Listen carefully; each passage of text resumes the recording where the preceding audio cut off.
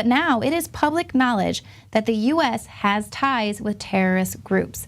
Anthony Gucciardi of Storyleak joins me in the studio with more on that. Hey, thanks for having me. So tell me, who are we fighting with? Well, the fact of the matter is it used to be a conspiracy theory that Obama and his handlers were arming the Syrian rebels, which are linked up with al-Qaeda, admittedly, and they go around flying al-Qaeda flags. But now it is public knowledge. It is on public record that we are funding directly al-Qaeda.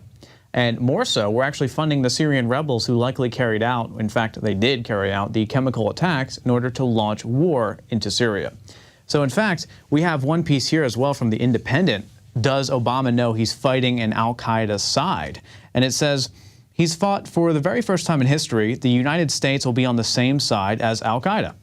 It goes on to say the men who destroyed so many thousands on 9/11 will be fighting alongside the very nation whose innocents so cruelly murdered almost exactly 12 years ago. So what it comes down to now is, once again, we've seen this correlation where we're called conspiracy theorists, we're called crazy for saying that we're funding al-Qaeda now and we're going with al-Qaeda and aiding the Syrian rebels against Assad, against the regime that now the Syrian rebels are trying to destroy. But then, of course, a little bit later, about several months, 8, 9, 10 months later, the mainstream media now pushes it as breaking news. And you will see on this document it has 51,000 Facebook shares. That means it's been seen by probably millions of people, 4,000 tweets. So what that comes down to is, it's like when we say it, it's crazy. But when the mainstream media says it, we all better bow down and just immediately show everyone, oh my gosh, it's true. And they're surprised every time. Exactly. It's a pattern over and over again, and we're calling it 10, 12 months before almost every single time. And then the mainstream media is forced to admit we were right and cover it as if it's an exclusive breaking news piece when we've already known about it. Well, now we've seen this quite a few times throughout history where the allies become the bad guy, but then there are allies again, and we're seeing this again. Let's go back to the 80s for a minute. The recently declassified CIA documents, one of the things I also covered with you guys, it comes out now, it turns out, that we aided Saddam, helped Saddam with the CIA and Reagan at the time, and I mentioned earlier on the Alex Jones program, everyone hails Reagan as kind of a demigod. And he did some good stuff, but of course he helped fund and get ready of these chemical attacks on Iran on behalf of Iraq, because they needed to solidify an Iraqi win over the war. So we've seen before launching these chemical attacks and helping to do so as a pretext for full-scale war. So what's happening now? It's the same exact pattern. And I also want to talk about this. Syrian rebels pledged loyalty to al-Qaeda. And it says basically the rebels will go ahead and they'll join anybody at all, including al-Qaeda, will help them to overthrow Assad. It doesn't matter if they're a terrorist organization. And then it also mentions that, yeah, the Western countries like the United States are funding all of this, and they're funding al-Qaeda now directly because the Syrian rebels team up with them. They say, the rebels in Syria have one common enemy, Assad, and they will collaborate with any faction allowing them to topple his regime. Now, something interesting, you actually brought this up earlier, Leanne. I have to give you credit for that. Check out what Carney said. I don't have it here actually, but Carney said, we're not trying to topple the regime.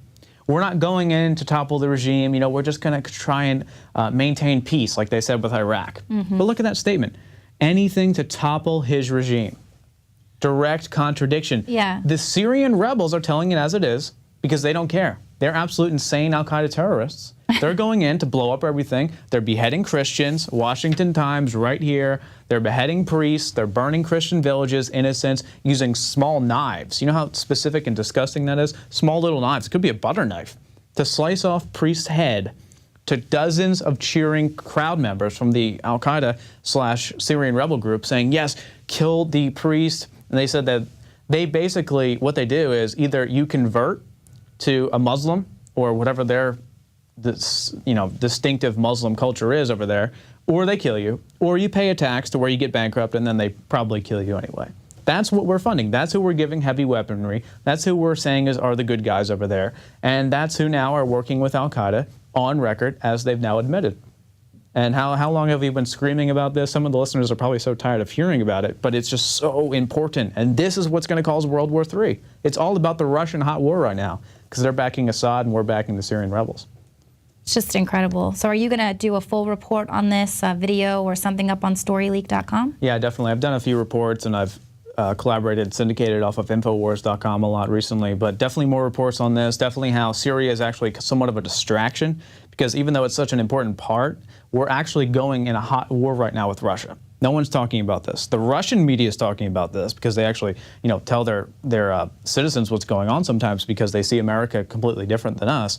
But the foreign media, yeah, they're all over about how really this is a hot war with Russia. It was a proxy war, as The Independent and others have admitted, because we were funding the Syrian rebels versus the Russians funding Assad, and they were clashing. We actually had Israel go in and blow up missile caches which were belonging to the Russians in Syria.